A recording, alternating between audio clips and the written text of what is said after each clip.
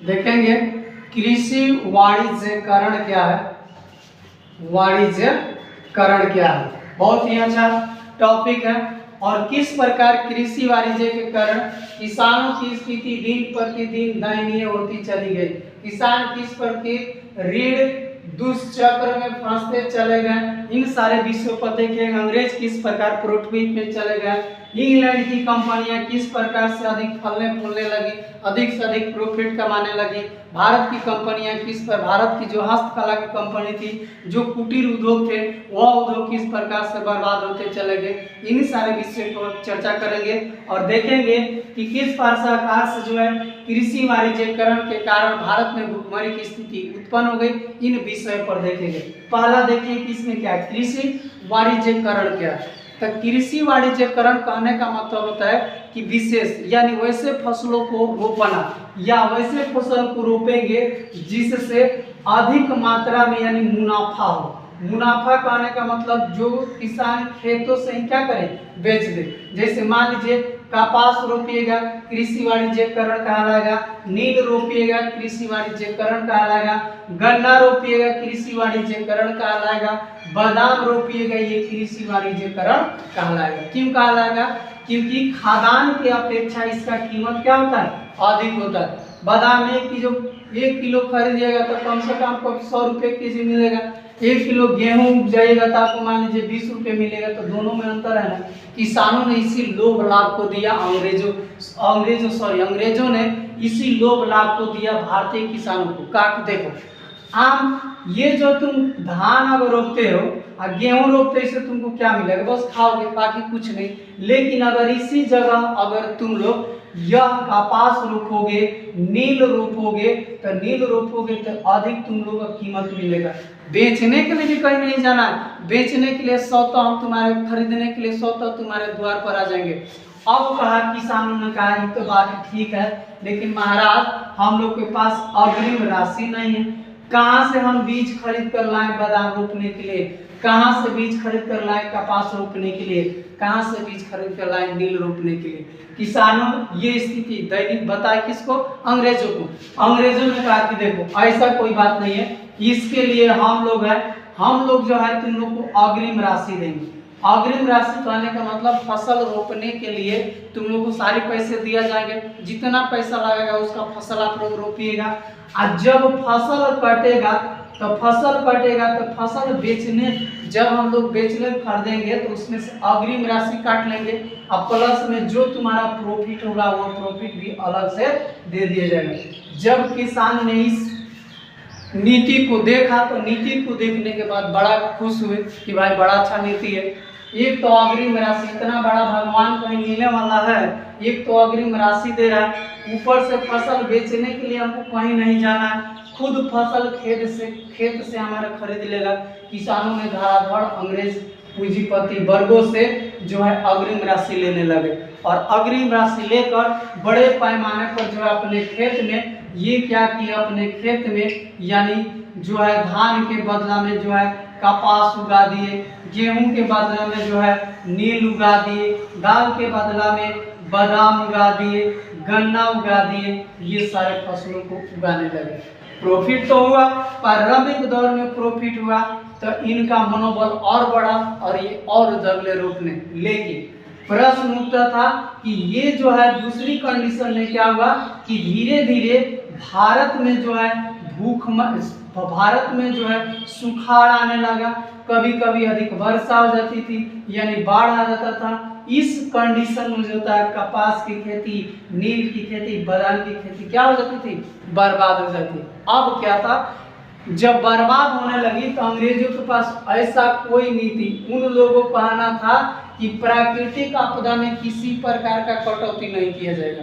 प्राकृतिक आपदा कहने का मतलब है कि अगर बाढ़ के कारण आपका फसल बर्बाद हो रहा है, भूकंप के कारण आपका फसल बर्बाद हो रहा है, सुखाड़ के कारण अगर आपका फसल बर्बाद हो रहा है तो उसमें हम कोई जो है कटौती नहीं करेंगे। आपको किसी भी हालत में टैक्स लाकर देना ही पड़ेगा। ये टैक्स हम लेंगे, एकदम अनिवार्य है।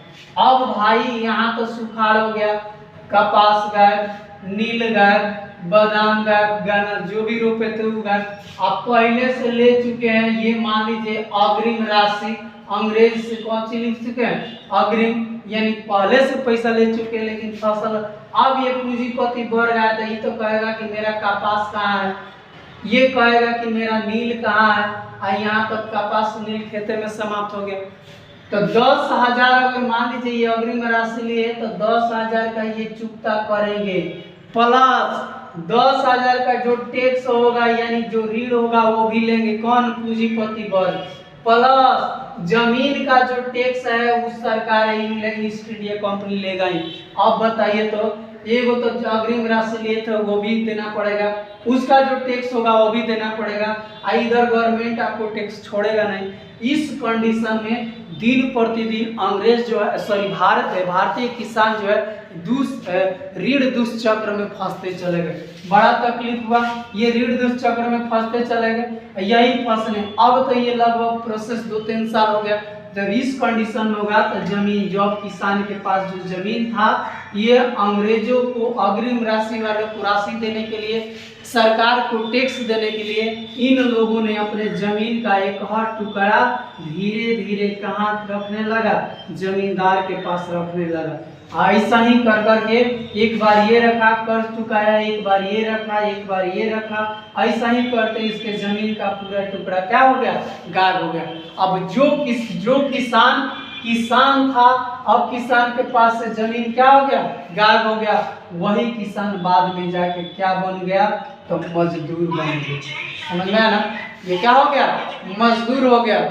मजदूर जैसा ही हुआ, ये मजदूर होगा तो स्वाभाविक है ये मजदूर कोई रिलायंस कंपनी का नहीं होगा, ये मजदूर कोई टाटा बिरला का नहीं होगा, ये कंपनी, ये जो होगा आपको जमींदार के खेत में काम करने वाला, जो दिन भर काम करने के बाद भी उसे सही से खाने का नहीं दिया जाएगा, उचित जो है कोई आपको राशि नहीं दिया जाएगा, किसी प्रकार का वेतन नहीं देगा। इन सारे कंडीशनों पर ये और दरिद्रता की तरफ क्या हो गए, बढ़ते चले गए। इनका स्थिति एकदम दयनीय हो गया।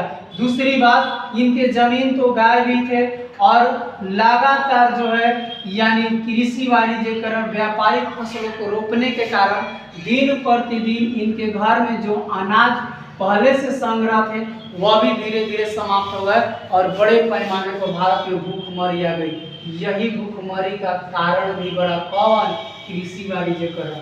अब मान लीजिए बादाम रखे थे तो बादाम तो खाएंगे नहीं, गन्ना तो खाएंगे नहीं, कपास तो खाएंगे नहीं, नीम तो खाएंगे नहीं, क्योंकि रोप तो यही रहे थे कुछ वर्षों से, और कुछ वर्षों से रोप रहे तो धीरे धीरे इनका खाद्यान्न जो था धान गेहूं चावल ये धीरे धीरे समाप्त होते चला गया और यही भूखमरी के कारण समाप्त हो गई। भूखमरी बढ़ गई, भूखमरी बढ़ गई। अब जो है यही भूखमरी बढ़ने के कारण क्या होगा कि अधिक लोगों को मृत्यु होने लगी, लोग पलायन होने लगे और यही कारण जो जाकर एक राष्ट्रवाद की भावना को बढ़ी, लोग बढ़ के धीरे धीरे नेताओं का आगमन हुआ, समय बदला, क्रांति होती गई और यही होते होते धीरे धीरे इन लोगों ने यानी आंदोलन किए। बाद में जाकर महात्मा गांधी, सरदार पटेल जो भी नेता थे उन नेताओं के आगमन के कारण कुछ रियासत मिली इनको, कुछ जो है टैक्स में कमी है, तो इसी को कहते हैं कृषि वाणिज्यकरण। कृषि वाणिज्यकरण का मतलब क्या था, इसमें किस प्रकार किसानों को हानि हुआ, किस प्रकार किसान जो है ऋण दुष्चक्र में फंसते चले गए, इंग्लैंड की कंपनियां किस प्रकार आगे बढ़ती चली गई और भारत के जो कुटीर उद्योग थे किस प्रकार से कम होते चले। यहीं से बनाने वाला वस्तु कच्चा माल को लेकर जाते थे कहाँ, इंग्लैंड, और इंग्लैंड से वस्तु को बना के फिर भारतीय बाजार में बेचते थे। तो कृषि वाणिज्यकरण से सबसे ज्यादा फायदा हुआ तो वह हुआ इंग्लैंड के उद्योगों। समझ में